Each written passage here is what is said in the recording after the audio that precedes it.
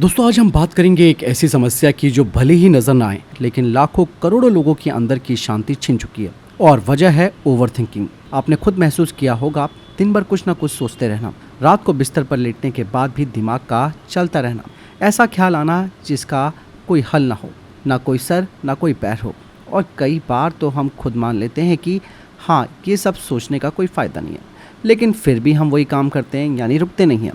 अब सवाल उठता है कि क्या वाकई इस दौड़ते हुए दिमाग को शांत किया जा सकता है?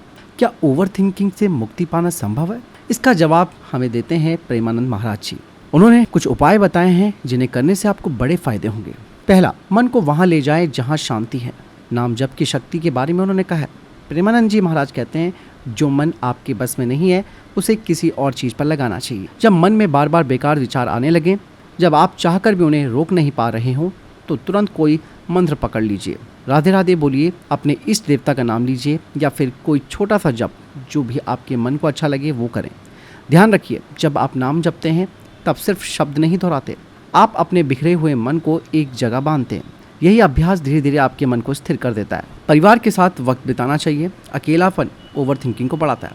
महाराज जी ने कहा कि जहाँ मन डगमगाए वहाँ अपनों के साथ सबसे बड़ा सहारा मिलता है। आजकल लोग अपने कमरे में अकेले बैठे रहते हैं, सोचते रहते हैं और फिर सोचते ही रह जाते हैं।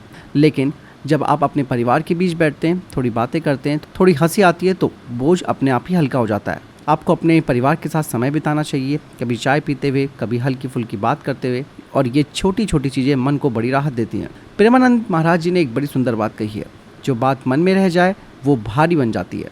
कई बार हम सोचते हैं कि कोई समझेगा नहीं या फिर किसी को ये फ़र्क नहीं पड़ता बताने से, लेकिन सच ये है कि जब आप अपनी बात कह देते हैं तो आपके अंदर की घुटन निकल जाती है। कोई करीबी दोस्त, कोई समझदार भाई बहन या माता पिता, किसी ऐसे इंसान से बात करें जो बस सुने। ये ज़रूरी नहीं है कि वो हल बताए, कभी कभी सिर्फ सुन लेना ही सबसे बड़ी मदद हो जाती है। मतलब साफ है कि ओवर थिंकिंग कोई बीमारी नहीं है, ये बस मन को अस्थिर कर देता है। और प्रेमानंद जी की ये जो बातें हैं वो हमें यही सिखाती हैं कि हमारे मन को शांत करने का रास्ता बाहर नहीं बल्कि भीतर है। नाम जप, अपनों के साथ और दिल की बातें बांटना, यही वो 3 चाबियां हैं जो आपके मन के दरवाजे को शांति की ओर खोल सकती हैं।